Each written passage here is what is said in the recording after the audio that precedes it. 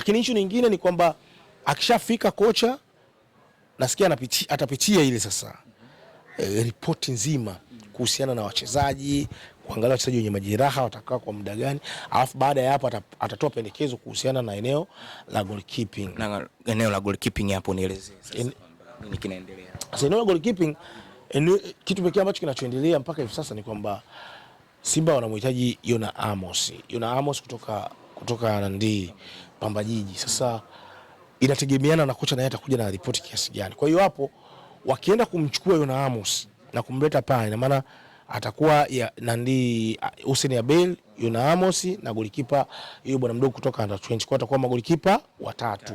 Kwa sababu Nandi kanuni zimebadilika za ligi kuu Tanzania bara.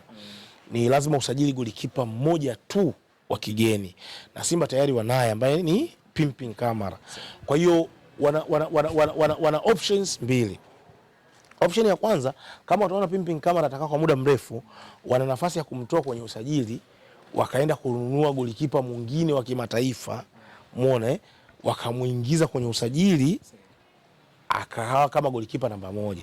Alafu baadaye ndo akaja kufanya maamuzi kwamba ni Kamara aondoke ama yule golikipa atakayekuja na akionyesha performance nzuri. Wana hiyo option ya kwanza. Lakini option ya pili ni kumchukua Yona Amos kama golikipa mzawa, kwa sababu lazima wasajili mzawa. Golikipa mzawa kutokana na hiyo kanuni. Kwa hiyo kimchukua Yona Amos kama ataonyesha kiwango kizuri, atakuwa yeye golikipa namba 2, alafu Hussein Abel anaweza kuwa golikipa namba 3.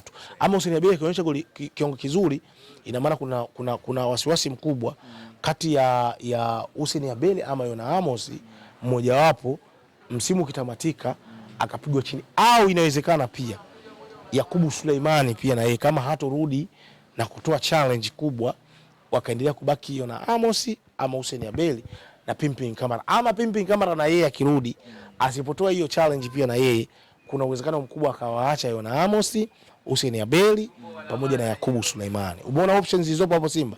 Kwa hiyo ndio nafasi ambayo Simba wako nayo sasa, kutegemeana pia na mwalimu Steve Barker, na kwa sababu mashindano ya Mapinduzi yanakuja hapo, kwa ni nafasi ya Hussein Abel kuonyesha kile alichokuwa nacho ili kushindania hiyo namba ambayo anaitaka yeye kwa golikipa namba 1 wa klabu ya Simba. Hii ndio nafasi yake adhimu aliyokuwa nayo.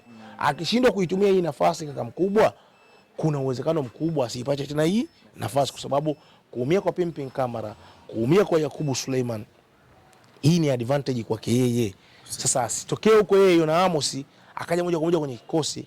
Umeona, ama nimesikia tetesi kwamba Konstantini Malimi pia wanamtaka kwa upande wa vyanzo vingine, golikipa wa Mtibwa Sugar. Afu akaja akaingia kwenye kikosi akamwacha Hussein Abel pale pale. Binafsi kwangu mimi nitaona atakuwa amefeli na inapaswa aondoke Simba. Na hata Simba ana nafasi ya kumwacha na hakuna mtu yote ambaye anaweza akalaumu au akasema bwana Simba hapa amefanya makosa, kwa sababu Hussein Abel atakuwa ameshindwa kufanya nini, kujipambania yeye kama yeye. Tumalize na Alan Okello.